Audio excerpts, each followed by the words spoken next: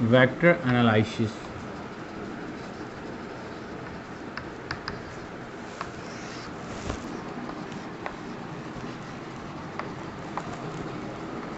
Scalar and vector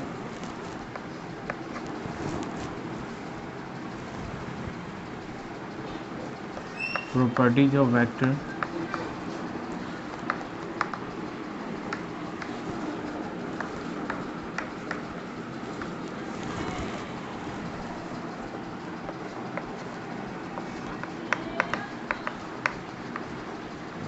Different types of vector.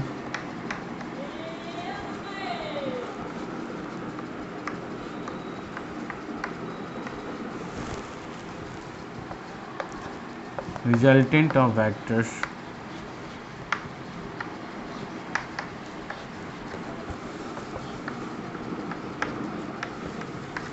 इसमें दो होगा, एडिशन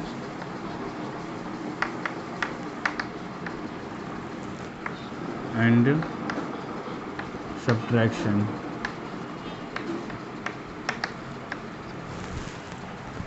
इसके बाद प्रोडक्ट ऑफ वेक्टर्स.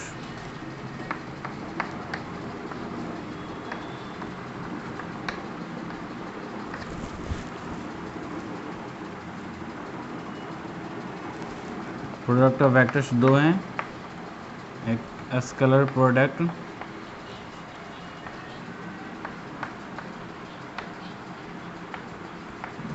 जिसको बोलते हैं डॉट प्रोडक्ट,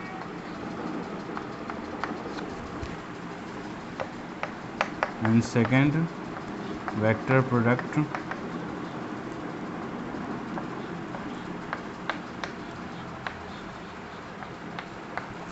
इसको बोलते हैं क्रॉस प्रोडक्ट. कितना है वेक्टर एनालिसिस में पढ़ना? तुमको एक्स्ट्रा टॉपिक याद है? सब टॉपिक आ गया? सब टॉपिक आ गया? यहाँ बैठो चेयर लगा के.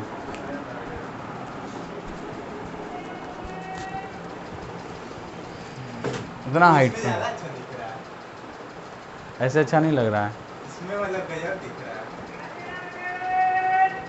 देख ले क्या गूगल पे बुक, आप बोले ही नहीं थे कि बुक लेते सर. नहीं उससे दिक्कत नहीं. तुम वेक्टर पढ़ा हुआ है ना, 11 में पढ़ा था ना? हाँ 11 में पढ़े थे. टॉपिक कितने थे ना? टॉपिक इतना ही, पर देख लेते हैं.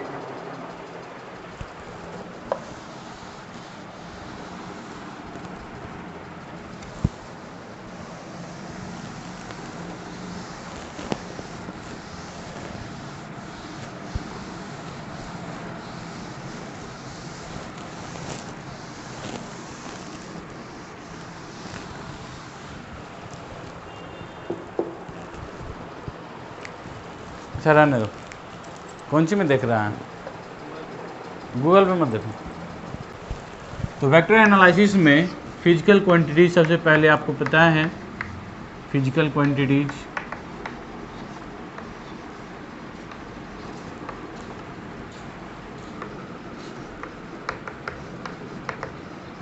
तो फिजिकल क्वांटिटीज को 2 कैटेगरीज में डिवाइड किया गया. एक्चुअली 3 हैं. First scalar,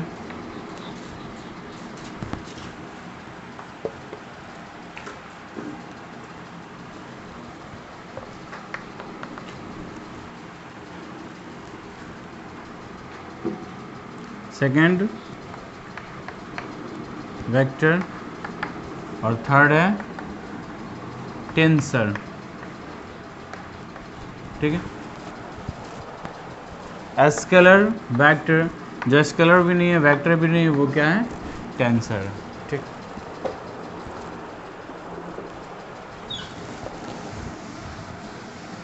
those quantities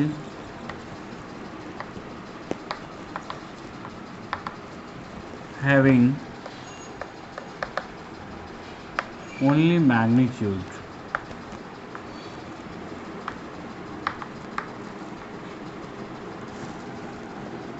for its complete specification.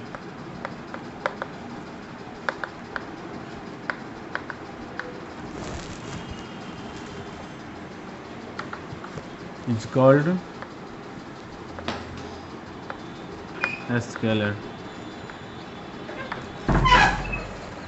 Vector, those quantities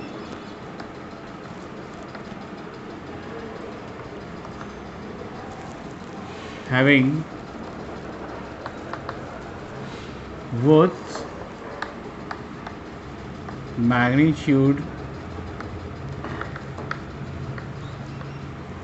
and direction for its complete specification.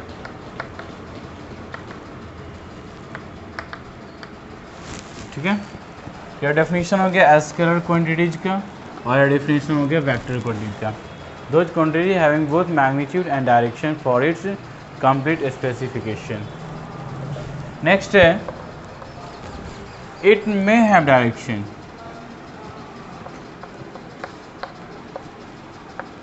It may have direction but not required.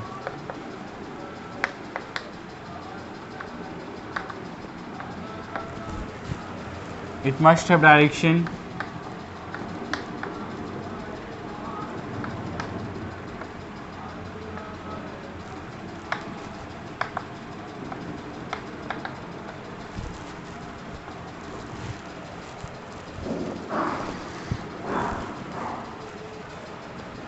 a scalar quantities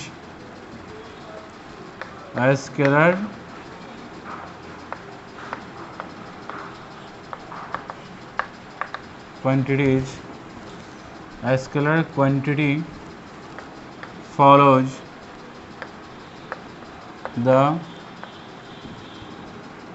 simple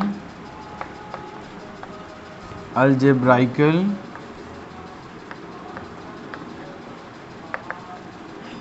law of addition.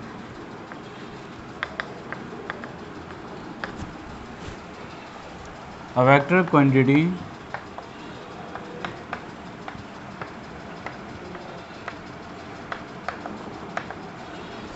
follows the vector law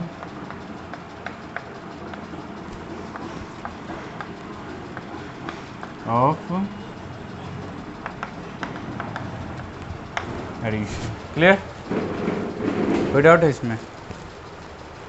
तो दो ये scalar quantity जो होता है जिसमें magnitude केवल magnitude होता है, लेकिन वेक्टर क्वांटिटी में मैग्नीट्यूड के साथ साथ डायरेक्शन भी होता है. वेक्टर क्वांटिटी के पास डायरेक्शन हो सकता है जिसकी कोई आवश्यकता नहीं है, बट वेक्टर क्वांटिटी में डायरेक्शन कंपलसरी है. अब कुछ एग्जांपल्स हैं जिसमें डायरेक्शन होने के बावजूद भी वो क्वांटिटीज स्केलर नहीं है. वो एग्जांपल्स क्या क्या हैं? देखिए, फॉर एग्जांपल इलेक्ट्रिक करंट.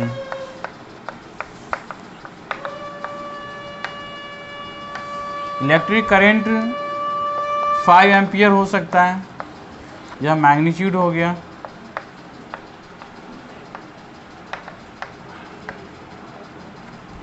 और इलेक्ट्रिक करंट का डायरेक्शन जो होता है ऑलवेज हाई पोटेंशियल टू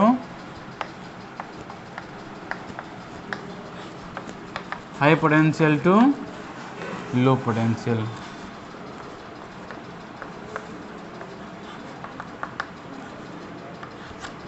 ठीक है, तो इलेक्ट्रिक करंट में मैग्नीट्यूड भी होता है, उसका डायरेक्शन भी फिक्स है, वो always high potential to low potential होगा, फिर भी ये स्केलर है. और इसका स्केलर होने का रीज़न है कि स्केलर क्वांटिटी फॉलो करता है simple algebraical law of addition और vector quantity vector law of addition. ठीक है, इसको और एग्जांपल से क्लियर करते हैं.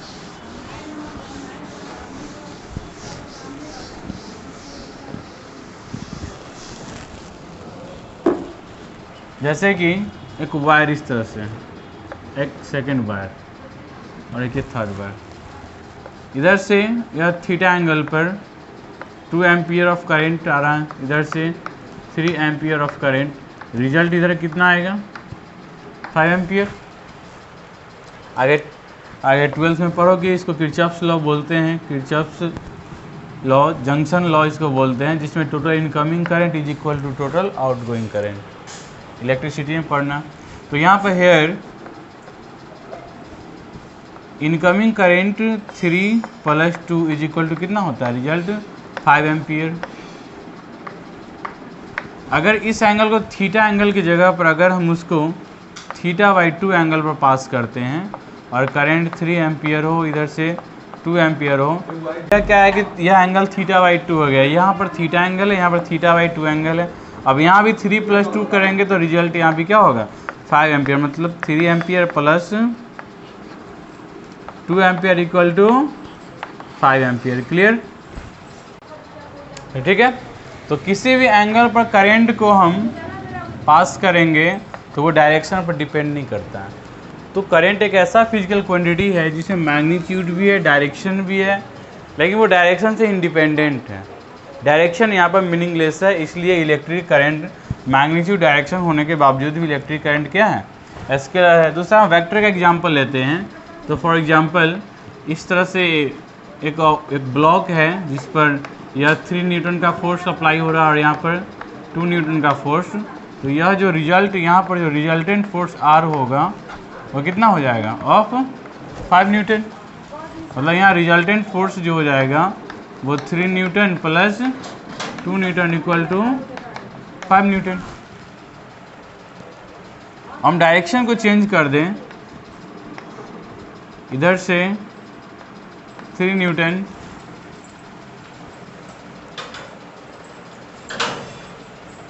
और अगर यह फोर्स 2 न्यूटन अगर अपवर्ड डायरेक्शन से लग रहा है, डाउनवर्ड 2 न्यूटन, तो इसका रिजल्टेंट अगर यहाँ पर से नॉर्मल फोर्स एक दूसरे को बैलेंस कर देता है तो ऐसे कंडीशन में रिजल्टेंट फोर्स का जो वैल्यू हो जाएगा वो 3 न्यूटन हो जाएगा। ठीक है, तो यहाँ पर भी दो फोर्सेस का, यहाँ ऑल फोर्सेस का सम और यहाँ पर ऑल फोर्सेस का सम, सेम फोर्स है बट रिजल्ट क्या हो रहा है, डिफरेंट हो रहा है। अगर इसी फोर्स को हम इस ब्लॉक पर अगर इस डायरेक्शन से लगाते 2 न्यूटन, इस डायरेक्शन से लगाते 3 न्यूटन, तो फिर इसका रिजल्टेंट कुछ और होता। ठीक है, तो अभी ये वैल्यू 5 नहीं आएगा, जिससे क्लियर हो जाता है कि इस फोर्स को आप जैसे ही मैग्नीट्यूड को चेंज नहीं करेंगे, डायरेक्शन को चेंज करेंगे तो रिजल्टेंट के वैल्यू में क्या आ जाएगा, वेरिएशन आ जाएगा। लेकिन करंट स्केलर है इसलिए इसमें कोई चेंजिंग नहीं आएगा। और भी एग्जांपल, जैसे हीट, यह मान लो कि इस ऑब्जेक्ट का जो टोटल हीट है वो 2 जूल है। अब किसी भी डायरेक्शन से आप अगर इसमें 1 जूल ऑफ हीट डालिए, इस डायरेक्शन से 1 जूल डालिए, ऑलवेज रिजल्ट जो होगा वो अलजेब्राइकल सम होगा, क्योंकि हीट करंट ऐसे फिजिकल क्वांटिटी हैं जो डायरेक्शन पर डिपेंड नहीं करते हैं। ठीक है, वो क्या मैग्नीट्यूड, और इसको सिंपल अलजेब्राइकल लॉ से ऐड करते हैं, इसलिए क्या है, स्केलर है। और हीट का डायरेक्शन क्या होता है, always hotter body to hotter to colder body. ठीक है, तो हीट जब भी फ्लो करेगा तो हॉटर बॉडी से कोल्डर बॉडी की ओर फ्लो करेगा। ठीक है, इरेज कर दें।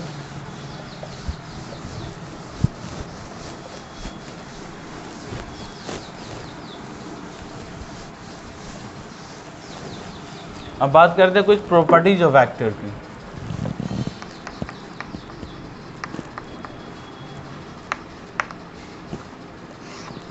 Properties of vector. First, symbol क्या है,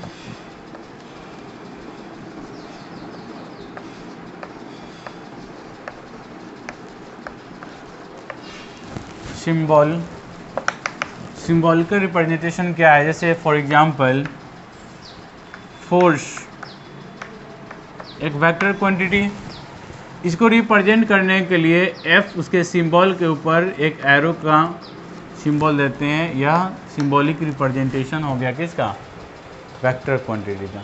तो किसी भी फिजिकल क्वांटिटी का सिंबॉलिक रिप्रेजेंटेशन क्या है, सिंबॉलिक रिप्रेजेंटेशन वो है जैसे ए कोई वेक्टर है तो उसके ऊपर एरो, बी कोई वेक्टर है तो उसके ऊपर एरो। तो हेड पे जो एरो का सिंबल देते हैं यह सिंबॉलिक रिप्रेजेंटेशन हो गया किसी वेक्टर का। दूसरा हम बात करते हैं graphical representation. Graphical representation, graphical representation में क्या होता है, जैसे मान लेते हैं यह कोई वेक्टर है जिसका यह ओरिजिन पॉइंट ओ है, यह ओरिजिन पॉइंट ए है, तो इसको ग्राफिकल रिप्रेजेंटेशन क्या होता है, एक एरो जिसका लेंथ यह एल है, ठीक है। तो यह सिंबल जो हो गया जिसमें टेल होगा और ये उसका हेड होगा, इसको बोलते हैं इनिशियल पॉइंट। इनिशियल पॉइंट या इसको ओरिजिन बोल सकते हैं या इसको टेल भी बोलते हैं, TAIL टेल। और यह हो गया हेड या इसको टर्मिनल पॉइंट ही बोलते हैं, टर्मिनल पॉइंट। तो यह इसका ग्राफिकल रिप्रेजेंटेशन हो गया। और किसी वेक्टर का जो लेंथ होता है, यह लेंथ जो L कंसीडर किए ग्राफिकल रिप्रेजेंटेशन में, वो डायरेक्टली प्रोपोर्शनल टू मैग्नीट्यूड होता है। अगर हम L लेंथ मान लेते हैं कि 10 न्यूटन को रिप्रेजेंट करने के लिए ले रहे हैं L लेंथ, तो अगर हमको 20 न्यूटन रिप्रेजेंट करना है तो उसके लिए हम वेक्टर का लेंथ लेंगे 12, ठीक है। तो L जो है वो मैग्नीट्यूड के डायरेक्टली प्रोपोर्शनल होता है। ग्राफिकल रिप्रेजेंटेशन में लेंथ को इंक्रीज करेंगे, जिस रेशियो में लेंथ इंक्रीज करेगा उसी रेशियो में उस वेक्टर का मैग्नीट्यूड भी इंक्रीज करेगा, ठीक है। तो सिंबॉलिक रिप्रेजेंटेशन हो गया। इसके प्रॉपर्टीज में क्या है, जैसे vector of quantities follows the vector law of addition, और भी कुछ प्रॉपर्टीज हैं बात कर लेते हैं। जैसे स्केलर और वेक्टर दो फिजिकल क्वांटिटी है, तो जब आप स्केलर में प्लस ऐड करें या सब्ट्रैक्ट करें किसी स्केलर को, तो रिजल्ट हमको क्या मिलेगा, तो रिजल्ट हमको मिलेगा स्केलर। बट कंडीशन है, दो स्केलर को आप ऐड कर सकते हैं तभी जब उसके पास सेम यूनिट हो, ठीक है। मीन्स कि फोर्स, जैसे स्केलर में मास है तो मास को मास के साथ ऐड कर सकते हैं, टाइम को टाइम के साथ ऐड कर सकते हैं, लेकिन मास को कभी टाइम के साथ ऐड नहीं कर सकते। तो सेम यूनिट होना चाहिए तभी दो स्केलर को ऐड कर सकते हैं या सेपरेट कर सकते हैं, और रिजल्ट मिलेगा वो क्या होगा, स्केलर होगा। दूसरी बात, किसी दो स्केलर का प्रोडक्ट, स्केलर इनटू स्केलर, यह जो रिजल्ट आएगा वो हमेशा क्या बनेगा, स्केलर बनेगा। इसमें कोई कंडीशन नहीं है, आप किसी भी दो स्केलर क्वांटिटी का आप मल्टीप्लाई कर सकते हैं। थर्ड पॉइंट है scalar divided by scalar. For example speed equal to distance divided to time, तो रिजल्ट हमको क्या मिलेगा, स्केलर मिलेगा, ठीक है। फोर्थ नंबर पॉइंट, हम क्या है कि वेक्टर को ऐड करते हैं, तो वेक्टर प्लस या माइनस, एडिशन या subtraction to with a vector, result क्या मिलेगा, एक वेक्टर मिलेगा। फॉर एग्जांपल वेलोसिटी से वेलोसिटी को ऐड करेंगे या वेलोसिटी से वेलोसिटी को सब्ट्रैक्ट करेंगे तो हमको वेलोसिटी मिलेगा। फोर्स को फोर्स में ऐड करें या फोर्स से फोर्स को सब्ट्रैक्ट करें, रिजल्ट हमको फोर्स मिलेगा, वो वेक्टर होगा, ठीक है। इसमें भी कंडीशन है कि सेम यूनिट होना चाहिए, किसी दो फिजिकल क्वांटिटी को तभी हम ऐड या सब्ट्रैक्ट कर सकते हैं वेक्टर क्वांटिटी को, जब दोनों का यूनिट सेम हो। तो चाहे वह स्केलर हो या वेक्टर हो, दोनों ही कंडीशन में यूनिट सेम होने पर दो फिजिकल क्वांटिटी को हम ऐड करते हैं, ठीक है। नेक्स्ट है vector product of two vector. जैसे यहाँ पर प्रोडक्ट है, तो वेक्टर में प्रोडक्ट दो तरह से होता है, एक dot product, vector dot vector. तो दो वेक्टर का डॉट प्रोडक्ट, दो वेक्टर का डॉट प्रोडक्ट क्या होता है, scalar. For example force into displacement is equal to work done. ठीक है, तो दो स्केलर का प्रोडक्ट जो होगा, दो वेक्टर का dot product means scalar product scalar. Next vector, दो वेक्टर का cross product vector cross vector, यह रिजल्ट क्या मिलेगा, एक वेक्टर मिलेगा।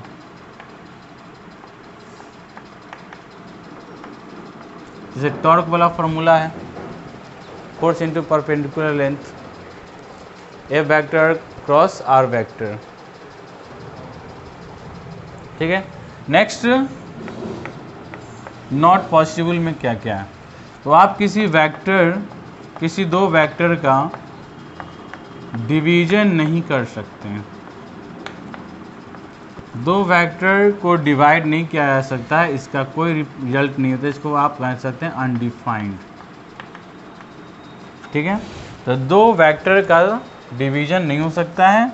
और एक लास्ट है स्केलर प्लस माइनस वेक्टर, यह भी नॉट डिफाइंड, या कहीं अनडिफाइंड। तो जब आप स्केलर वेक्टर को जोड़ते हैं तो कोई रिजल्ट नहीं मिलता है। लेकिन एक और, अगर आप किसी स्केलर और वेक्टर का प्रोडक्ट कर दें, स्केलर प्रोडक्ट बाय वेक्टर, तो रिजल्ट मिलेगा वेक्टर। प्रोडक्ट कर दे या डिवीजन कर दें, दोनों ही केस में रिजल्ट जो मिलेगा वो क्या होगा, वेक्टर होगा। क्लियर, तो स्केलर वेक्टर का मल्टीप्लाई हो जाए या डिवीजन हो जाए, रिजल्ट ऑलवेज वेक्टर होगा। तो क्लियर है, दो स्केलर को आप ऐड भी कर सकते हैं, सब्ट्रैक्ट भी कर सकते हैं, कंडीशन है उसका यूनिट सेम होना चाहिए। फॉर एग्जांपल कोई फार्मूला, ऐसा डिस्टेंस जोड़ना है, distance total distance x1 plus x2 plus, वो सारे डिस्टेंस को जोड़ सकते हैं तो डिस्टेंस ही मिलेगा। डिस्टेंस क्या होता है, स्केलर होता है। ठीक है, दूसरी बात, स्केलर स्केलर का प्रोडक्ट एक स्केलर होता है। जैसे formula density equal to mass by volume, तो density into volume equal to mass हो जाएगा। तो दो स्केलर का प्रोडक्ट ऑलवेज स्केलर होगा, दो स्केलर का डिवीजन भी एक स्केलर होगा। मीन्स कि जब भी दो स्केलर आपस में कोई भी इंट्रैक्शन करे, चाहे वो सब्ट्रैक्शन का हो, एडिशन का हो, प्रोडक्ट का हो या डिवीजन का हो, हर केस में रिजल्ट जो मिलेगा वो एक स्केलर ही होगा। लेकिन वेक्टर में दो वेक्टर का एडिशन सब्ट्रैक्शन वेक्टर मिलेगा, दो वेक्टर का प्रोडक्ट में अगर आप डॉट प्रोडक्ट करते हैं तो स्केलर मिलेगा, और क्रॉस प्रोडक्ट करेंगे तो हमको वेक्टर मिलेगा। ये टू वेक्टर्स को आप डिवाइड नहीं कर सकते, ये कोई रिजल्ट नहीं आएगा, अनडिफाइंड हो जाएगा। दूसरी बात, आप किसी स्केलर और वेक्टर को आपस में ऐड और सब्ट्रैक्ट नहीं कर सकते हैं, प्रोडक्ट कर सकते हैं या डिवीजन कर सकते हैं। तो स्केलर वेक्टर का प्रोडक्ट करें या डिवीजन करें, रिजल्ट हमको वेक्टर मिलेगा। ठीक है।